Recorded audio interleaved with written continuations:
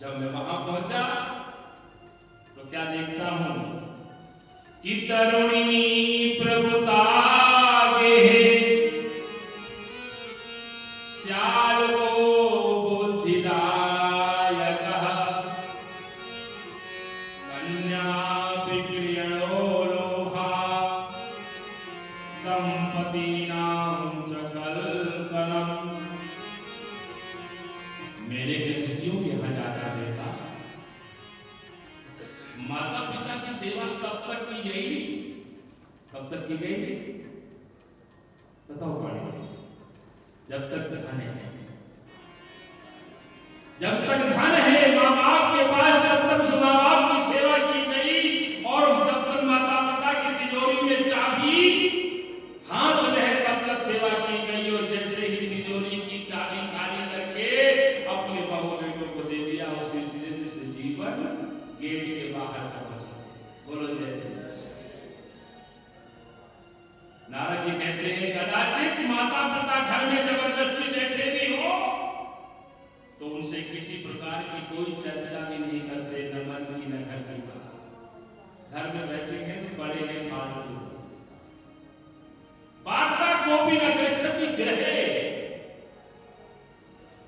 कोई वार्तालाप भी नहीं करना चाहता है माँ बाप से। क्यों? क्योंकि उनके पास बच्चा है, वो सब कुछ तो नहीं है। कोई बड़ा भारी कार्य किया जा रहा है तो किससे परामर्श लेते हैं? बाप मां बैठे हैं लेकिन परामर्श सलाह नहीं लेंगे। और लेंगे किससे? श्याल को बुद्धिदायक, साले सलाहकार है। ससुराल पक्ष की कीमत है, ससुराल में सास ससुर की कीमत उनसे सलाह की जाएगी और मां बाप से कोई नहीं पूछता। बोलो जय श्री कृष्ण।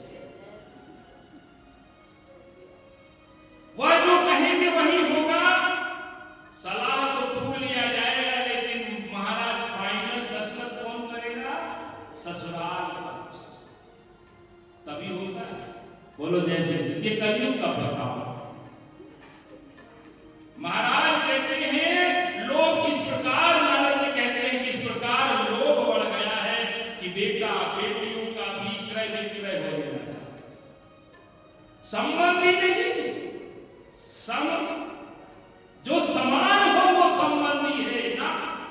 जिसके पास पैसा ज्यादा हो उसके यहां लड़की को देते, जिसके यहां सारी सुख सुविधा हो उसके यहां लड़की देते। अरे समानता देखो, अपनी अनुकूल देखो, तब विद्या का दान। और नारद जी कहते हैं मृत्यु लोक में यह सब देख करके मेरा चित्त जो है वो बेचैन हो गया। मैंने सोचा कि अब मैं कहां जाऊंगा, तब मैं श्री वृंदावन धाम पहुंच गया। मेरे प्रभु से दिव्य प्राकट यमुनापुरी में देख करके मेरा मन सोचने लगा कि आज तो वृंदावन में सत्संग जरूर मिलेगा, आनंद आएगा। सो मैं वृंदावन चला गया और वृंदावन में जब गया तो क्या देखता हूं कि एक युवती जो जवान थी वह विलाप कर रही थी अपनी, उसके पास में दो पुत्र लेटे हुए थे मूर्छित अवस्था में। उन्हें लोग देख करके रो रही थी और चिल्ला रही थी कि मेरे पुत्रों की रक्षा कर। मैं उधर से निकला। सो उसी समय महाराज उस स्त्री ने मुझे आवाज लगाया जोर से कि भो भो साधो चिंता विनाशयः दर्शनं तव लोकस्य सर्वभागहरं परम। हे साधु रुको, अरे सुनो तो सही महाराज, अरे नारद जी आप सुनो तो सही मेरी। और मेरा ऐसा कहते हुए उसके पास पहुंचा के देवी क्या बात है, क्या कर रहे हैं? उस देवी ने कहा हे महाभाग मैं क्या बताऊं, संतों के दर्शन मात्र से ही जीवन तृप्त हो जाता है। मेरे तो न जाने कितने जन्मों के भाग उदय हो गए तो आप जैसे संतों के दर्शन करने का सौभाग्य मिला। लेकिन देवी तुम्हारे दुख का कारण क्या है, हमें विस्तार से बताओ। हे भ्राता श्री सनक शरद कुमार, जब मैंने उन देवी की प्रति सहानुभूति दिखाई तब उन्होंने अपना परिचय दिया। क्या कि अहम भक्ति ख्याता इमो में तनयो मतो ज्ञान गयना के मामो कालयोगे। हे महाराज, मैं भक्ति के नाम से विख्यात हूं और ये दोनों जो मेरे बगल में लेटे हुए हैं ये मेरे पुत्र हैं ज्ञान और वैराग्य। ये दोनों मेरे बच्चे हैं, लेकिन मैं तो जवान होने में मेरे पुत्र मेरे बूढ़े हो गए, जर्जर अवस्था में पहुंच गए हैं। मेरे दुख का मूल कारण यही है कि अपना पूरा परिचय आपको सुनाती हूँ कि मैं दक्षिण भारत में पैदा हुई, कर्नाटक में बड़ी हुई, महाराष्ट्र आदि प्रदेशों में भ्रमण करते हुए कई प्रदेशों से मैं भ्रमण करती हुई यहाँ पर आई। जहां जहां पहुंची मैं पाखंडियों ने मुझे घेर लिया, लेकिन वृंदावनम पुनाप्रापम नमीते सुरूपिणी। लेकिन जब ब्रज वृंदावन में मैंने प्रवेश किया तो मैं तो जवान हो गई, लेकिन मेरे पुत्र बूढ़े हो गए। नारद जी महाराज ने स्थिति को भांपा। उन्होंने महाराज एक नहीं 1000 बार प्रयोग किया, गीता सुनाया, वेद पुराण शास्त्र सब सुना डाले, लेकिन उन पर कोई भी प्रभाव नहीं पड़ा। बोलो जय श्री कृष्ण, जय श्री कृष्ण। महाराज कहते हैं समय बढ़ता चला जा रहा है, ब्रजभूमि आज धन्य है।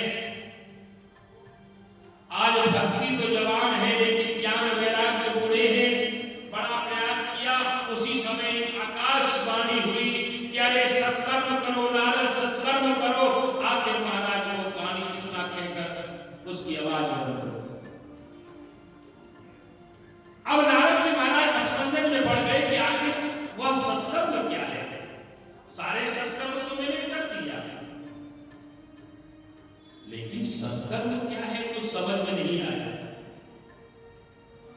महाराज जैसे कहा, आखिर महाराज उसी समय, हे मेरे भ्राता श्री, मुझे ये बताया जाए कि मैंने सब कुछ किया लेकिन उसका कोई असर उसके शरीर पर नहीं हुआ, उनके बालक कैसे से वैसे रहे, तो सत्कर्म क्या है मुझे बताने की कृपा करो। सनत कुमारों ने यही कहा कि भाई सत्कर्म जो है वो यही है कि सत और संग, सत्संग हो जो ज्ञान रूपी गंगा हो, और वो ज्ञान रूपी गंगा जो है वो श्रीमद् भागवती कथा है। बोलो जय जय। महाराज कहते हैं अज्ञान हेतु कृतमो हमलांधकार ना संविदा ही प्रदोयते विवेकः। इस जन्म के भाग्य से नहीं, अपितु कई जन्मों के भाग्य उदय होने पर, पुण्य उदय होने पर ही श्रीमद् भागवत कथा ज्ञान रूपी यज्ञ कराने का और सुनने का सौभाग्य प्राप्त होता है। बोलो जय श्री कृष्ण। और क्यों? सत्संग में जाने के बाद क्या मिलेगा कि बिनु सत्संग विवेक न होई, राम कृपा बिनु सुलभ न सोई। बिनु सत्संग विवेक न होई, राम कृपा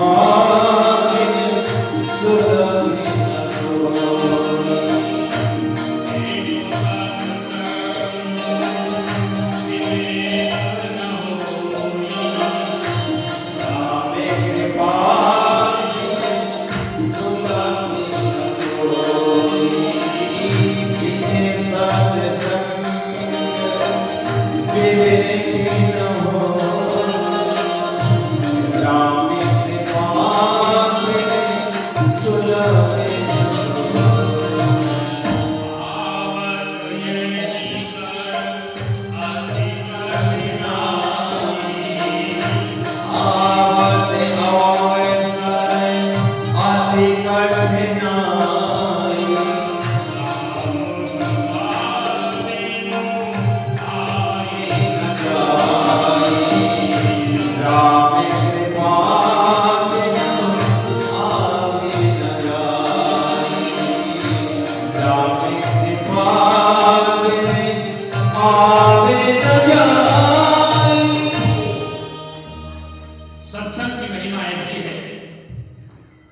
कि सरिता में सराबोर होकर के उन्हीं के ध्यान किया जाए और बिना सत्संग के ज्ञान नहीं होता है।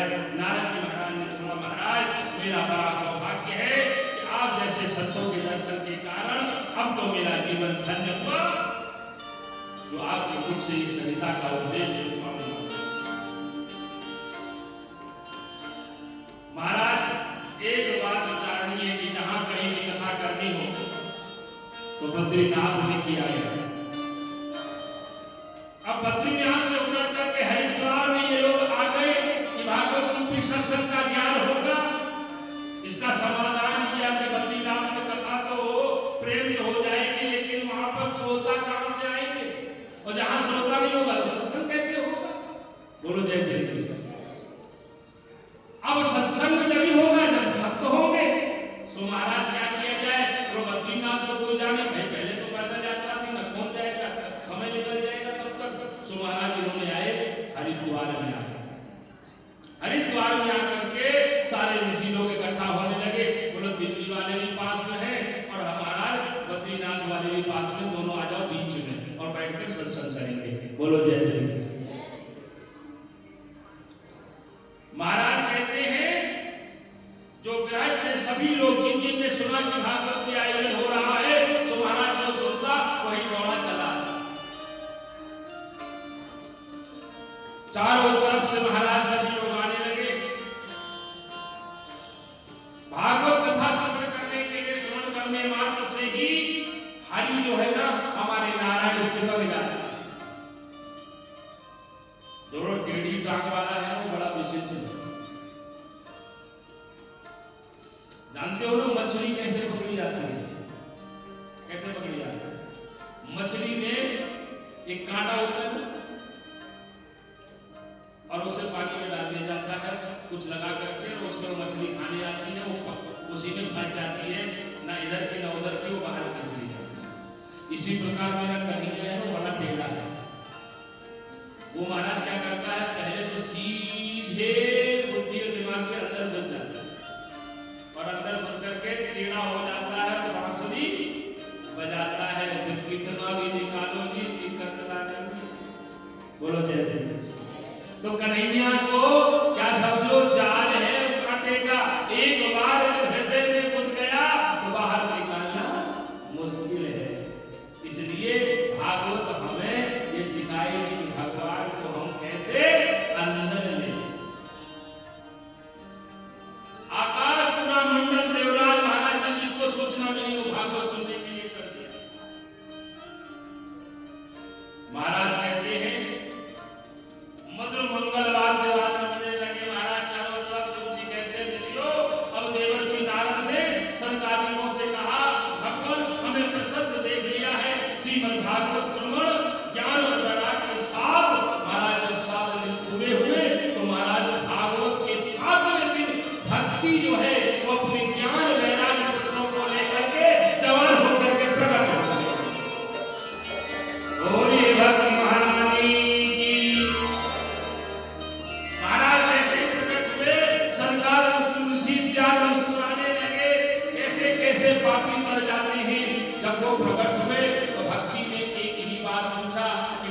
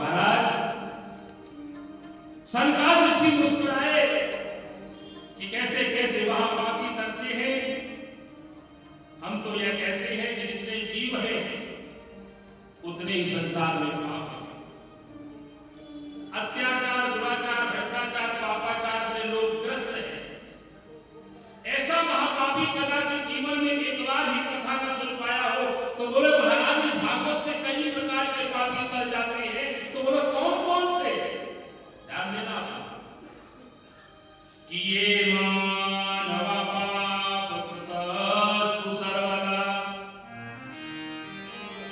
दुराचारगता विमार्गा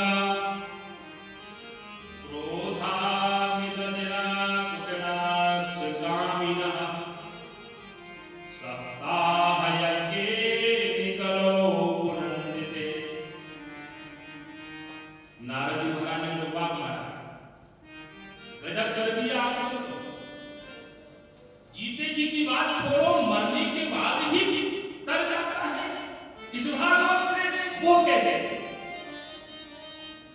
सनत कुमार ने कहा, हे नारद जी ध्यान देना कि अत्रते कीर्तयस्यामि इतिहासं पुरातनम् यस्य श्रवणमात्रेण पापहानि प्रजायते।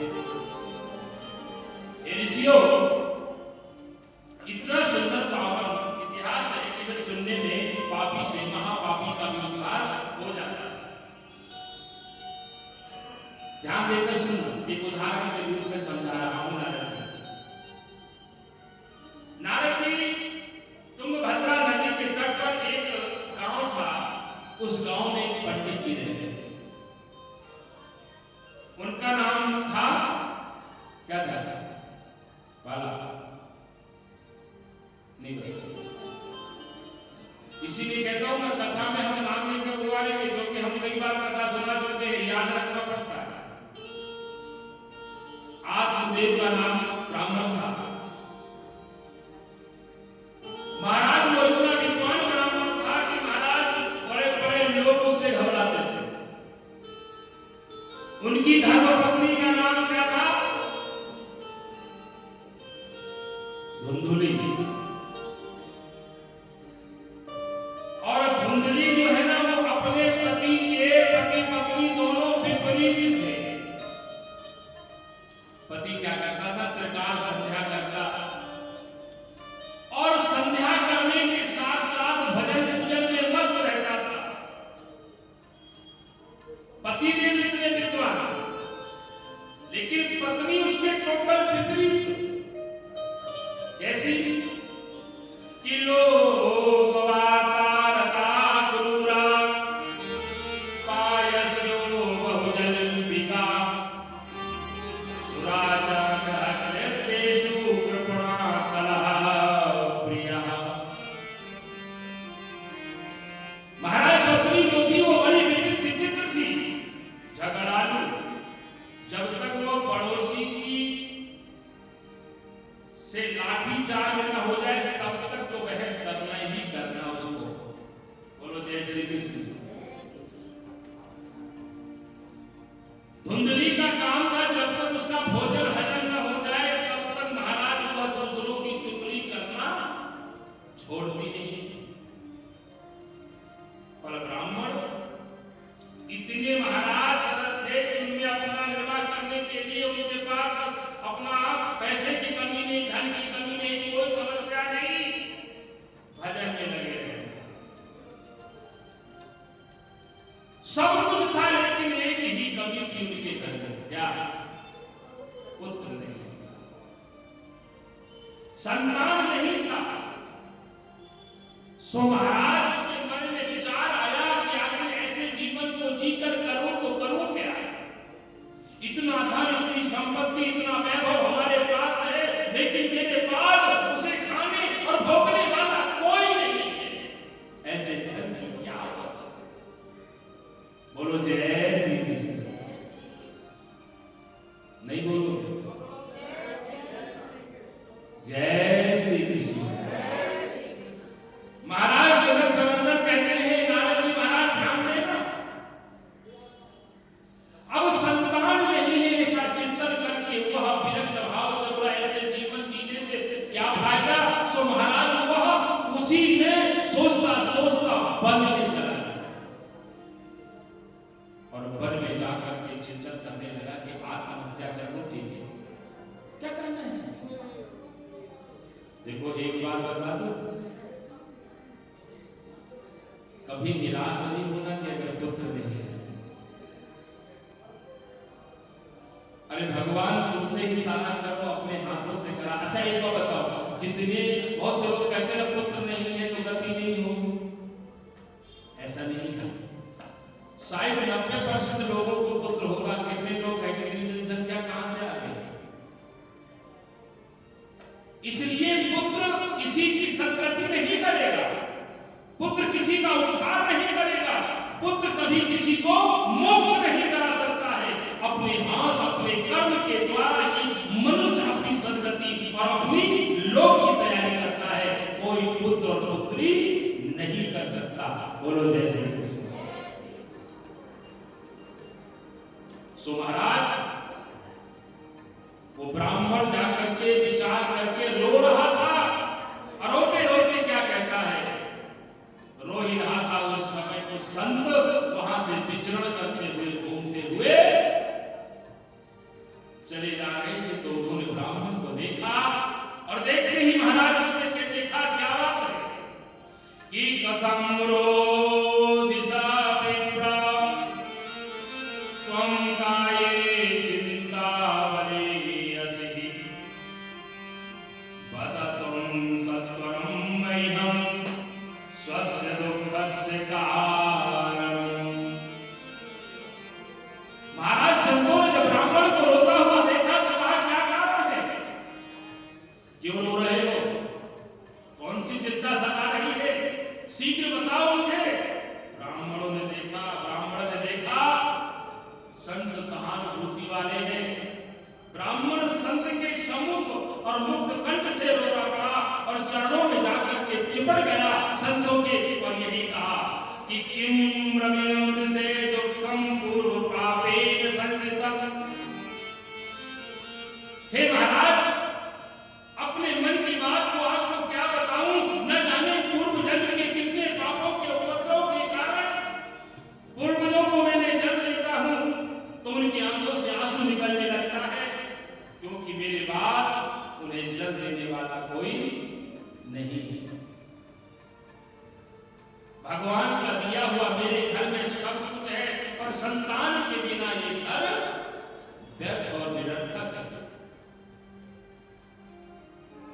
और महाराज आपको क्या बताऊं, मेरे घर में गाय भी है, लेकिन गाय को बछड़ा ही नहीं होता है, बछिया नहीं होती। कौन सा बाप है जो मेरे घर में संतान नहीं देती? हमने सोचा, संतों के जब संस्कार होने लगा तो ब्राह्मणों ने यही कहा, बेटा ये तेरा सौभाग्य है कि तेरे गाय को जाके खिला दिया। अब धुंधुली ने 1 माह नीचे 9 माह जैसे पूरा हुआ, बहन के पुत्र हुआ, उसे उसने गोद ले लिया अंदर ही अंदर, क्योंकि पहले एकांत रहते थे ना 9 महीने तक बाहर नहीं थे। सो महाराज ने बच्चे को ले लिया, देव को बता दिया कि पुत्र हुआ। सो महाराज धुंधली जायते धुंधकारी, महाराज उसी समय उसका नामकरण किया, उसका नाम धुंधकारी रखा। उसी के कुछ समय बाद महाराज गाय को एक बछड़ा हो गया, और महाराज उसकी आकृति मनुष्य की थी, लेकिन कान बड़े बड़े थे, गाय से उत्पन्न हुआ, तो उनका नाम रख दिया गया गौकर्ण जी महाराज। बोलिए गौकर्ण भगवान।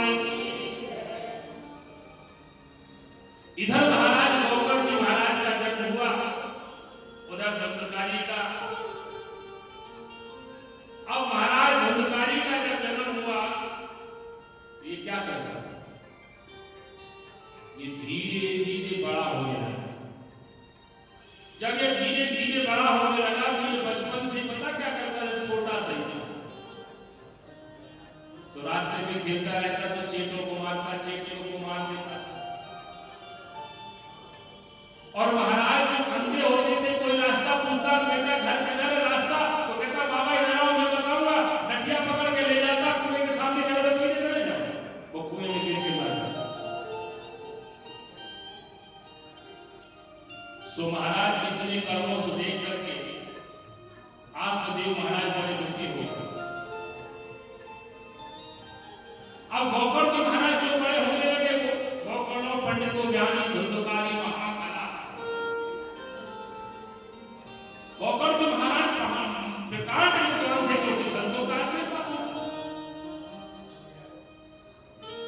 सत असत का विवेक, सही गलत का निर्णय गोकर्ण जी महाराज करते। धीरे धीरे धुंधकारी गोकर्ण बड़े होने लगे और बड़े हो गए। जब ये बड़े हो गए तो धुंधकारी, जुआ, सट्टा, शराब इनमें लग गए और गोकर्ण जी महाराज लगे पढ़ाई में, भजन में, पूजन में लगे। अब धीरे धीरे क्या हुआ, आत्मदेव को सब पता लगा तो वो खिन्न हो गया, मंदमुखी हो गया कि आखिर ये सब क्या है। ऐसा विचार करके गोकर्ण जी महाराज ने देखा कि पिता दुखी है, तो गोकर्ण जी महाराज पिता के पास पहुंचे और यही कहा कि हे पिताश्री,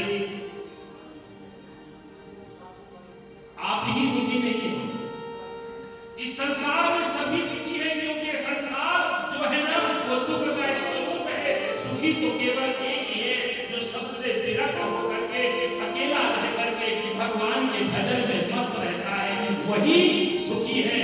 क्यों कहा गया कि हे पिताश्री कि कोई तन दुखी तो कोई मन दुखी और कोई धन बिन रहत उदास, थोड़े थोड़े सब दुखी और सुखी हनुमान के दास। अरे सुखी वही है, कोई तन से सुखी, कोई मन से सुखी, कोई धनी नहीं है, कोई पुत्र से, कोई पुत्र संसार में कुछ। अच्छा, आप लोग में से एक कोई हाथ लगाओ जो कहे मैं पूर्ण सुखी हूं, हाथ लगाओ। जय नहीं उठाओ, हम जानते हैं। अरे कहीं ना कहीं कुछ ना कुछ तो सबको लगा हुआ है। तो इससे अगर बचना है तो भगवान की शरण में आओ और उन्हें पकड़ दो, हनुमान जी को पकड़ दो। हनुमान की शरण में आने के बाद वो अपने आप राम जी से जोड़ देते हैं। बोलो जय श्री कृष्ण। तो ये नियम बनाओ कि मुझे तो हनुमान की शरण में रहना है। बोलो जय श्री कृष्ण। महाराज कहते हैं गोकर्ण जी ने कहा पिताजी संसार में दुखी होने से कोई फायदा नहीं है। क्यों? ध्यान से सुनिए आप लोग।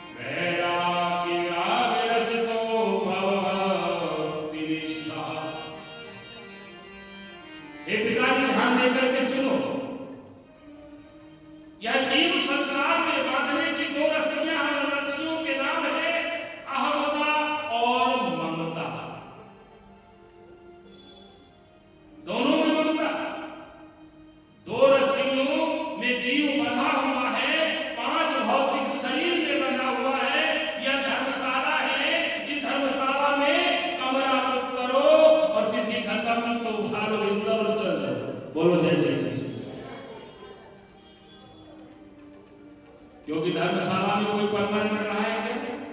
नहीं, यात्री नहीं।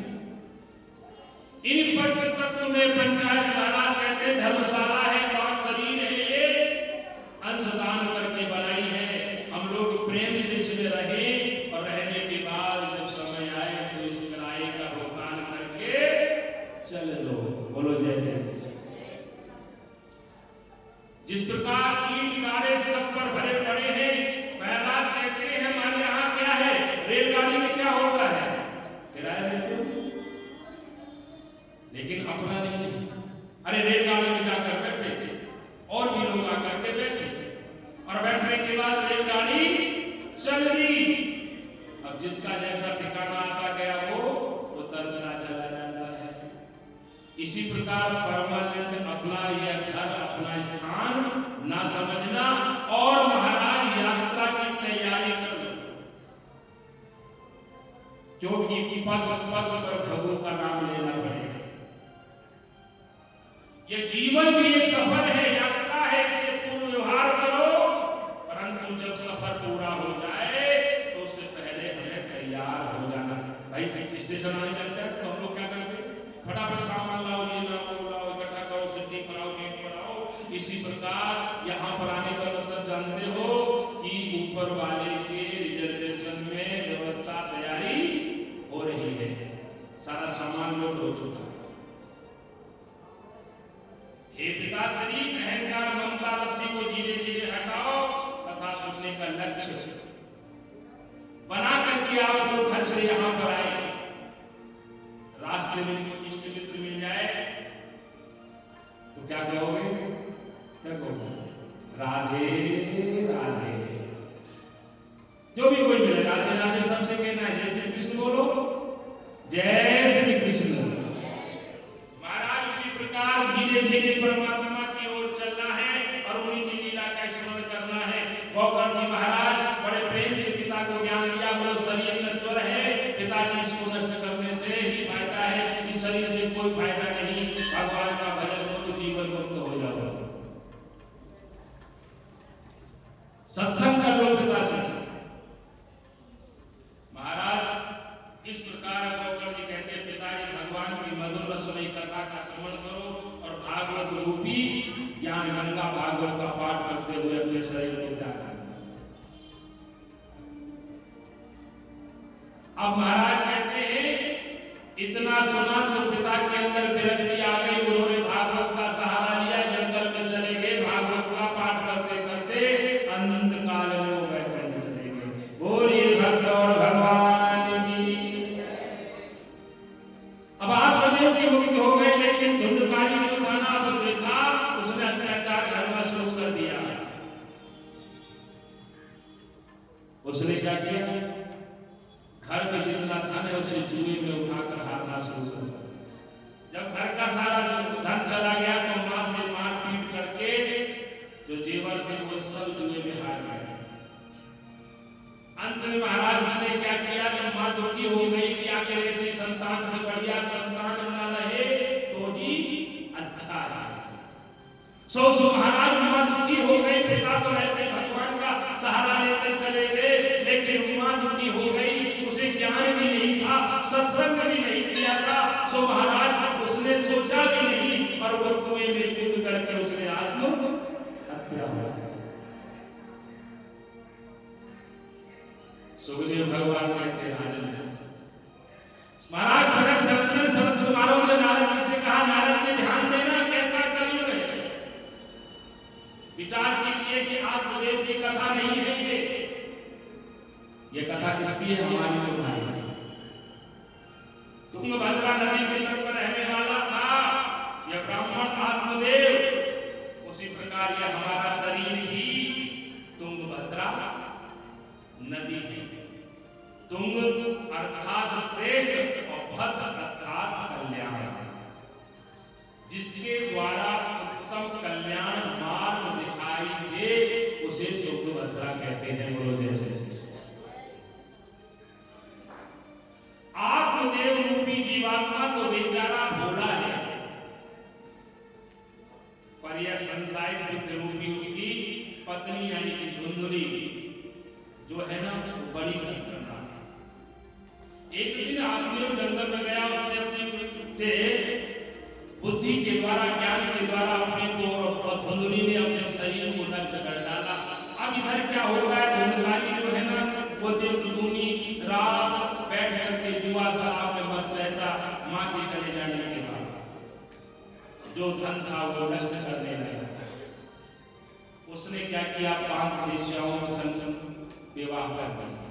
एक दिन राजा के यहाँ चोरी किया और चोरी करके धन ला करके वेश्याओं को दे दिया। उन्होंने कहा तुमने ये क्या किया, कहाँ किया? उसने कहा मैं राजा के यहाँ चोरी करके आया हूँ। उन वेश्याओं ने सोचा और यही कहा कि तुम राजा के यहाँ चोरी करके आए होगा, तुम्हारे सर हम भी पकड़ी जाएंगी। सो उन्होंने 5 ने निर्णय लिया, विचार लगाया कि चलो इसका कोई रास्ता निकालते हैं। उसी क्षण महाराज उन्होंने क्या किया है, दारू की मदिरा में या मस्त था, इस चीज मस्त कहते हैं, हाथ पर लेटा था, उसी पर से रस्सियों से बांध दिया गया और बांध करके महाराज जी से उन 5 स्त्रियों ने इतना पीटा, इसके प्राण निकलने को नहीं हो रहे थे, तो महाराज अग्नि के बड़े बड़े गोले इसके मुख में डाल दिए, जल करके तड़प करके महाराज कहते हैं धुंधकारी की मृत्यु हो गई।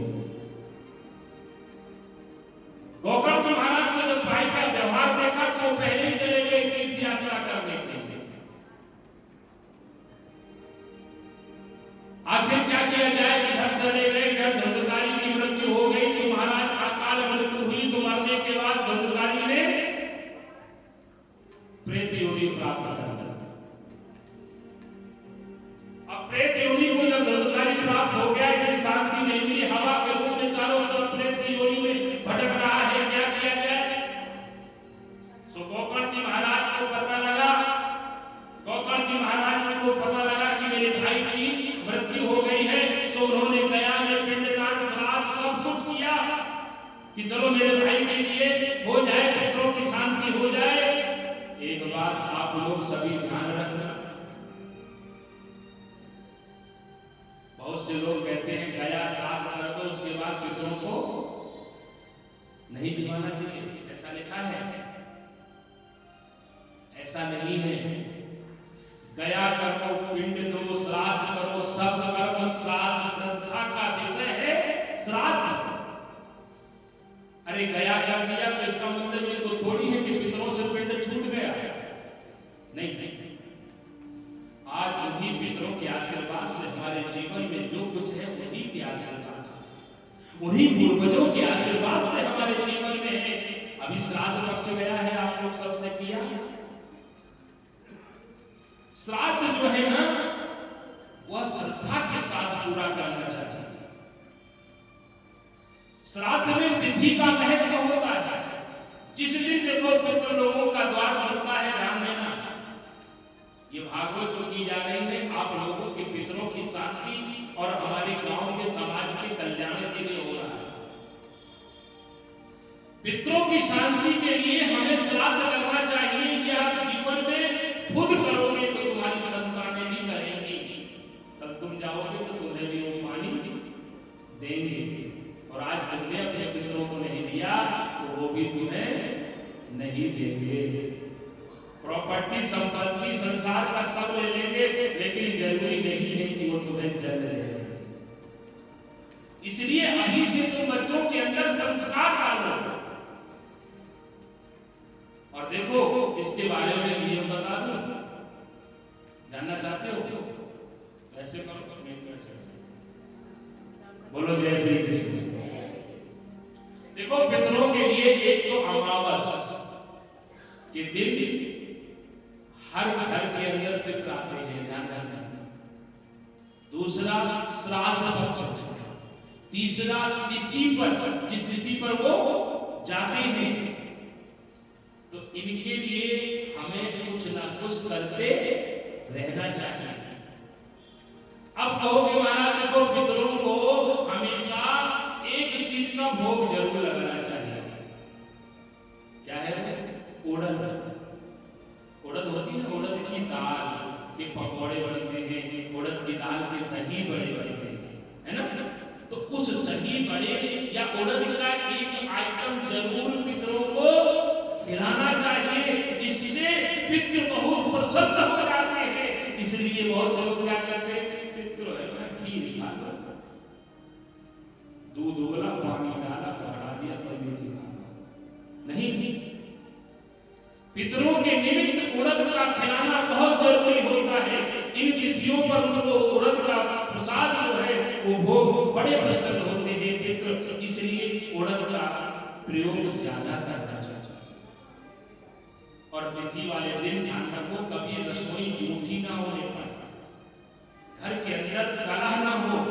अगर घर के अंदर कलह हो रही है, आज पिता की तिथि है तो पिताजी तैयार बैठे हैं और जैसे घर में आए तो मालूम पड़ा तो मियां बीवी बच्चों में लड़ाई हो रही है, तो पितर श्राप लेकर वापस चले जाते हैं। इसलिए उस दिन एक दिन पहले अपने घर में कह दो भाई कोई भी शांति बना के रखना, अशांति नहीं। और घर के अंदर स्वस्थ वस्त्र, ये वस्त्र है कि हनुमान मंदिर में पंडित जी पंडित बैठ जाता है, उस समय आपके पितृ रूप में आए हैं, तो पहले तो बड़ा नम्र वाणी से उसका स्वागत करो। जब प्रवेश हो, जैसे ही प्रवेश हो तो पहले उनके चरण हो। कभी जी शर्म आती है, हमने तो किया नहीं। अरे जो नहीं किया उसे सीख लो। ब्राह्मण जब आए तो उसके चरण धो, क्योंकि चरण के द्वारा ही घर में लक्ष्मी का प्रवेश है। ब्राह्मण के चरणों में लक्ष्मी है। आगे कथा है।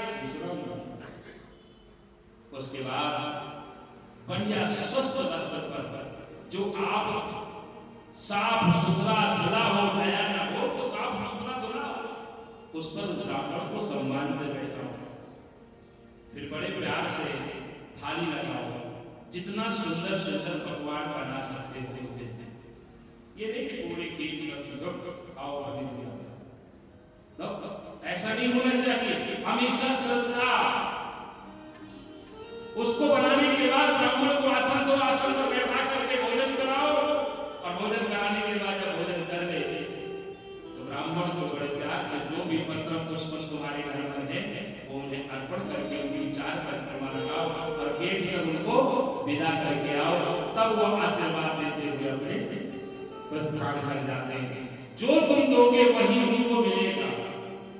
इसलिए आज गया में पिंडदान किया गोकर्ण जी महाराज ने अपने भाई दंडकारी के लिए। जब कुछ समय के बाद, जब वापस कुछ समय के बाद गोकर्ण ने विचार किया कि चलो बहुत समय हो गया है, अब मुझे चल करके अपने गांव में बाप दादा की प्रॉपर्टी संपत्ति को देख लेता हूं। गोकर्ण जी महाराज वहां पर आए तो रात्रि में वो विचार कहते हैं अपने घर के आंगन में खटिया डाल के लेटे थे।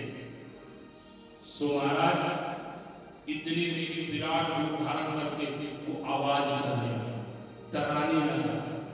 सो गोकर्ण जी महाराज ने बोला कि मैं यहाँ क्यों डर रहा हूं, आखिर कारण क्या है? और गोकर्ण जी महाराज प्रकार संध्या करने वाले थे, वो कभी डरते नहीं थे किसी से, भूत प्रेत से। आखिर में महाराज उन्होंने क्या किया?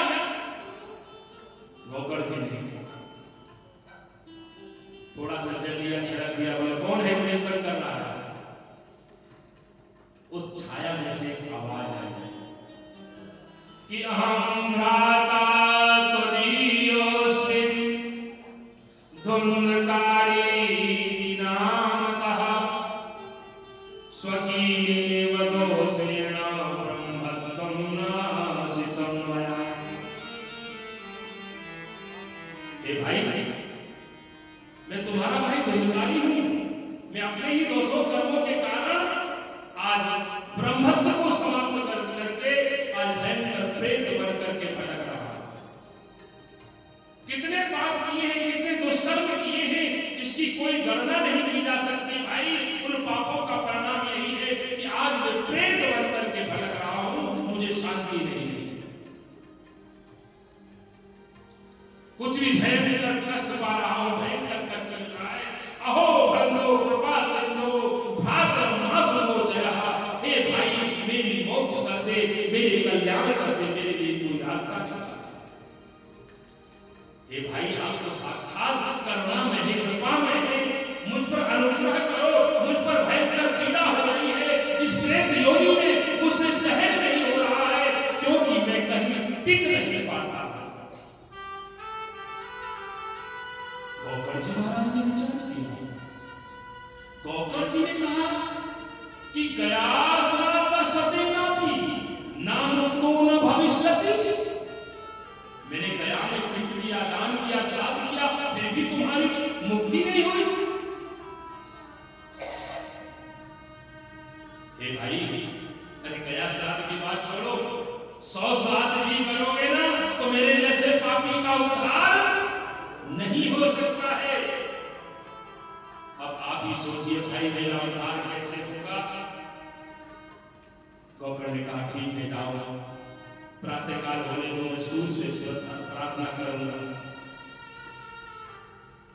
बस प्रातःकाल हुआ, गोकर्ण जी महाराज ने संध्या वंदन करके हाथ में जल लेकर के सूर्य को अर्घ लिया, सूर्य का आवाहन किया और सूर्य से आकाशवाणी की श्रीमद्भागवती मुक्ति सप्ताहवाचनम गुरु।